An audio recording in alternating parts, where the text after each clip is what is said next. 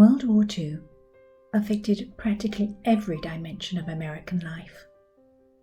One of its less obvious effects was the way in which it shaped the thinking of a whole generation on the subject of American identity. When you wander through the Rhone American Cemetery, look at the names on the headstones and on the Wall of the Missing. You will notice many different family names from all over the world. The ancestors of the people buried here all had one thing in common. They all left their families behind. They all sailed across oceans.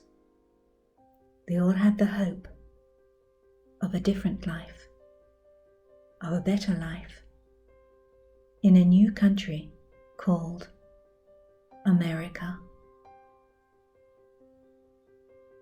In today's tour, we're going to hear the stories of the descendants of some of these Americans who are buried here in the Rhone American Cemetery.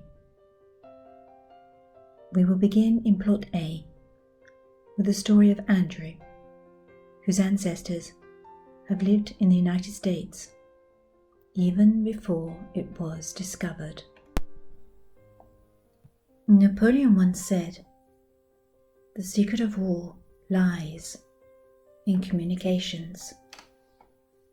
And this is what our first story is about. It's an interesting story of a great people, of a warrior nation. It's the story of Andrew. You know, his story begins even before he was born, with a chance meeting and an overheard conversation. World War I is raging in Europe. The German army, it's unstoppable. It has a fantastic ability to tap into Allied communication lines, thus learning of troop locations, supply routes, and military plans. It's October 1918, and we're midway through the bloody 47-day battle of the Argonne Forest in France, when Solomon Louis, a young doughboy, as American soldiers were called back then, saw someone from home. It was Mitchell. Solomon and Mitchell were really happy to see each other, and they began talking. An army officer standing nearby heard them, and realized that he could not understand what they were saying. Well, if he could not understand them, then guess what? The enemy neither. He approached and he said, "Are there any other soldiers who can speak your language? Do you know of them?" Well, of course they did. There were 19 Choctaw Indians who were both fluent in Choctaw and English.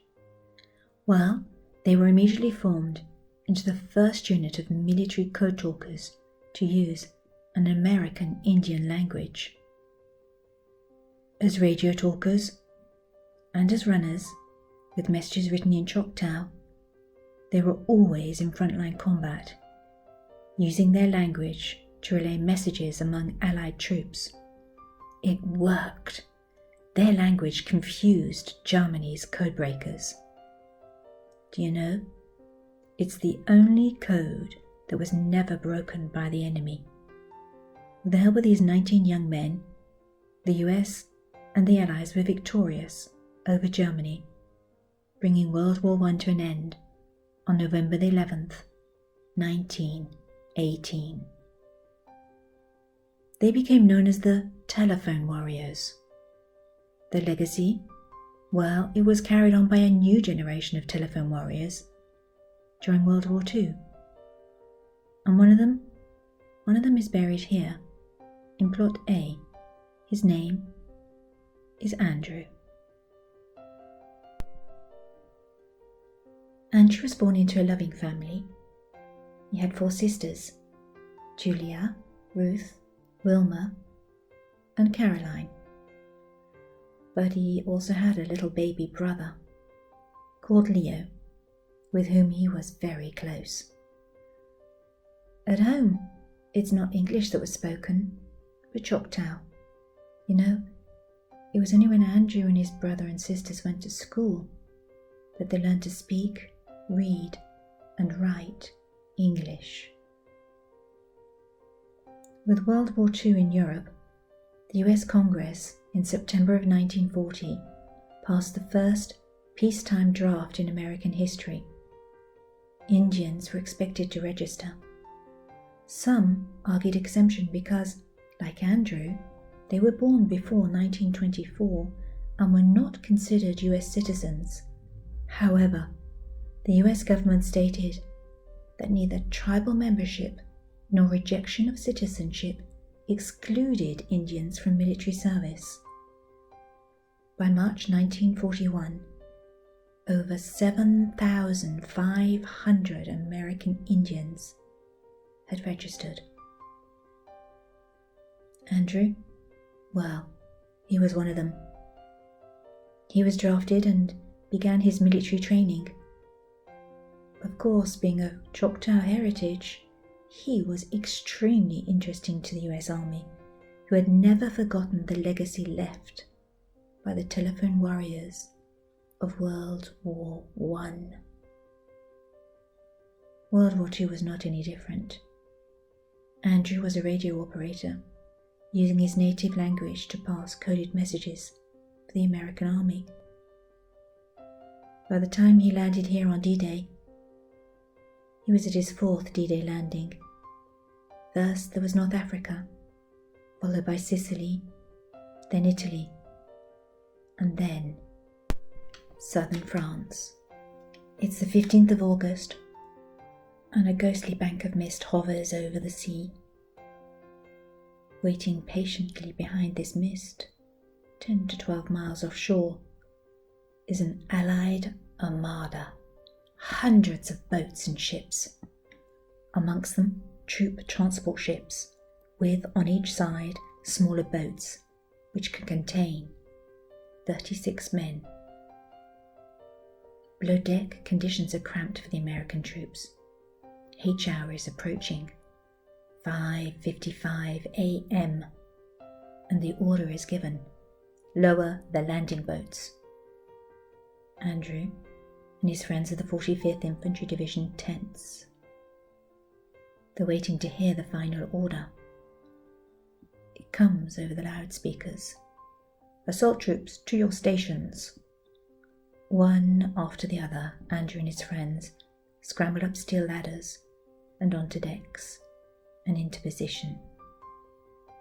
The boats are lowered into the sea. The men climb over the deck railings and down the rope netting. Each time a boat is loaded with enough of men, away it goes, circling until all the boats are filled. The final order is given, away all boats. And away they went, charging through the Mediterranean Sea to the beaches. Out of the mist appear the beaches. Andrew and his friends can make out buildings. The boats hit land. All the men scramble out. Suddenly, machine gun and rifle fire blasts out. Andrew, well, he quickly sets up his position and, in Choctaw, sends messages to the approaching boats, informing them where the German bunkers, minefields and machine gun nests are located. His role was critical. Without him, many of his fellow US soldiers would have lost their lives. By midday, Sainte-Maxime is liberated. 5 days later, the 45th Infantry Division is over 90 miles inland near Aix-en-Provence, just outside a little village called Pérols. Since early morning, US fighter planes have been flying over the village and surrounding countryside. Their mission? Attack the enemy when seen. But unknown to them, at about 4 miles from the village, hidden from view by large trees, are around 20 German tanks from the 11th Panzer Division. The fighter planes pass over the village and countryside and report back saying, "No enemy seen." Andrew and his division advance slowly and surely. They enter the village. No Germans. Little by little, the French people leave their houses. They welcome their liberators and inform them that the Germans have left. Andrew and his buddies leave the village. It's now the beginning of the afternoon. The Germans in their tanks are lined up and waiting. They sure do have a good view of the surrounding countryside. They can see the dust from the convoy of US jeeps, tanks, and American troops. They're very patient. They wait and wait. Andrew and his buddies get closer and closer, and then the Germans open fire. The battle was long and hard, raging all of the afternoon and just until the evening. Finally, it's over. The Americans have overcome the Germans, but the cost is high. 5 Americans, all friends, would lose their lives that day. And one of them was a telephone warrior called Andrew.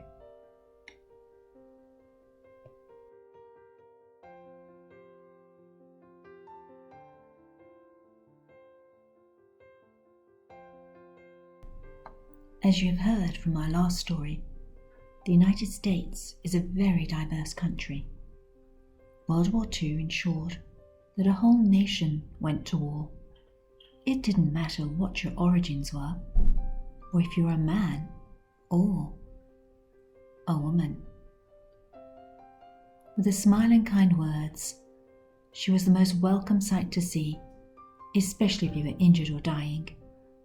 She helped to care for over 3,500 young Americans fighting overseas. Her name is Alida Lutz, and this is her story.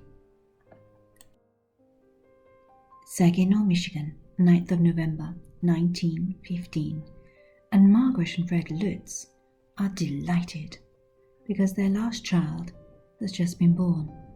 It's a girl, and they decide to name her Alida. Little Alida is one of 10 children.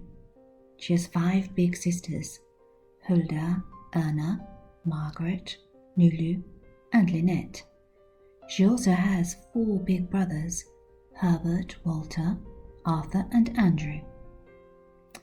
You know, in naming their daughter Alida, which in German means small winged one, never would Margaret and Fred have thought that in fact she would fly, but on man-made wings.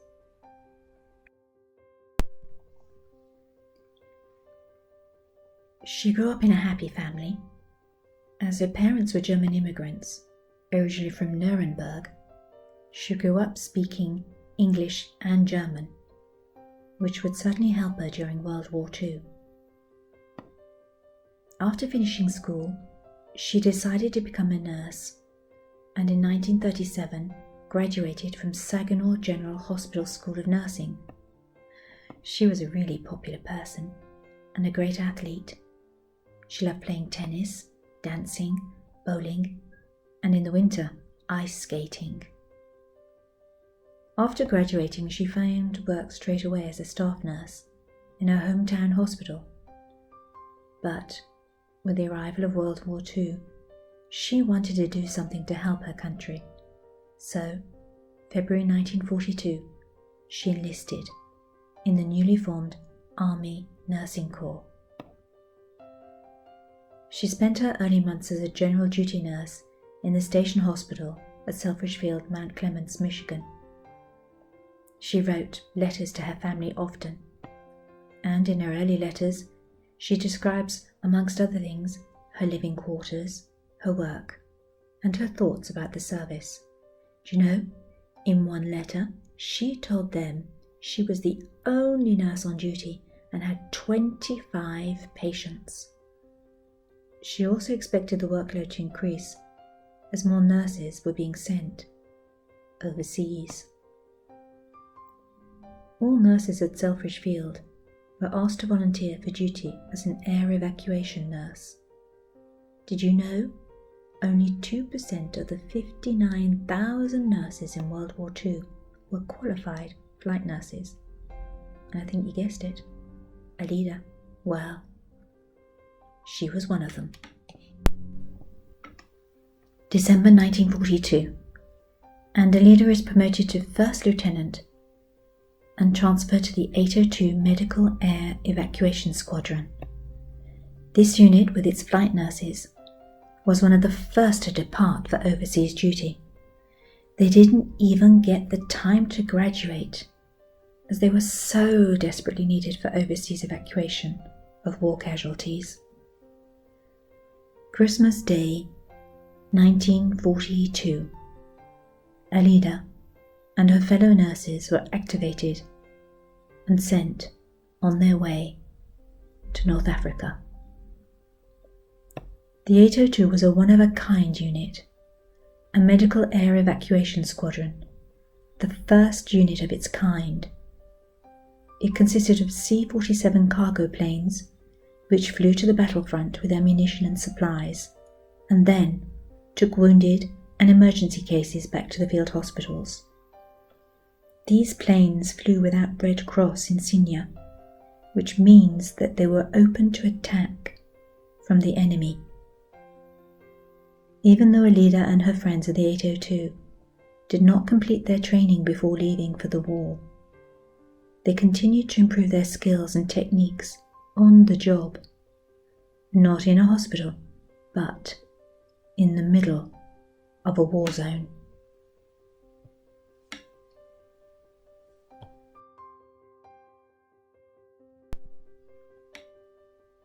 February 1943. The 802 finally arrived in North Africa.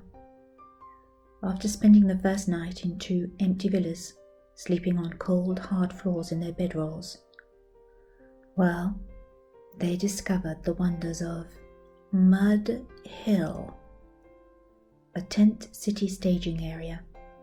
Here they would stay with very rudimentary living conditions. 1 month later, they were on the move again, flying into Algeria. After the invasion of North Africa in November 1942, the need to move patients is critical. When the 802 arrived, the nurses made history as being the first flight nurses to fly into combat zones. Alida and her fellow nurses would help to load and unload on the other side ammunitions and supplies from the planes. Then they would assess their patients and give first aid. The months flew by until, without warning, in July 43, they were given orders to move out once again. This time the country would be Tunisia, where the 802 would help cover the Sicilian campaign. Life was very hard, and the nurses were kept busy with daily medical evacuation missions. September 43. This time, direction Sicily. You know, the nurses of the 802, well, they caused quite a stir whilst in Sicily, because it was very unusual at that time to see a woman in slacks and working uniform. It's the 17th of September, and air evacuation from the Salerno beachheads begins. 7 days later, Italy capitulated. Here, Alida and her friends would stay until May 1944, helping with medical evacs for the southern Italian campaign. Then, once again off they went. This time, it's Naples.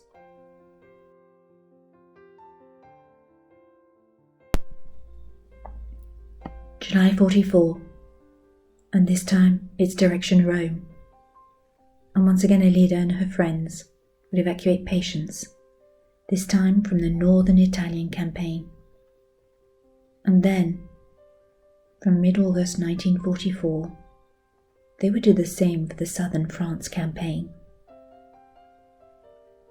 It's the end of October 44, and Alida and some of her fellow nurses are offered a mission to Istres, not too far from Marseille in southern France. Their job here is to evacuate patients from the Belfort Gap area, near to the German border. 1st of November 44, Alida is on one of these evacuation missions. She flew out from Istres, direction Belfort Gap. She loaded up 15 patients that day. The plane took off. Weather conditions were very bad. Freezing fog and snow. The pilot unfortunately lost his way and, not far from Saint-Étienne, France, crashed into a mountain. There were no survivors. Alida, she lost her life that day, doing her duty just to the end. She was loved by all in the 802, and her loss was a great shock. She was the first nurse to lose her life during a mission. Alida, the angel of mercy who flew with man-made wings.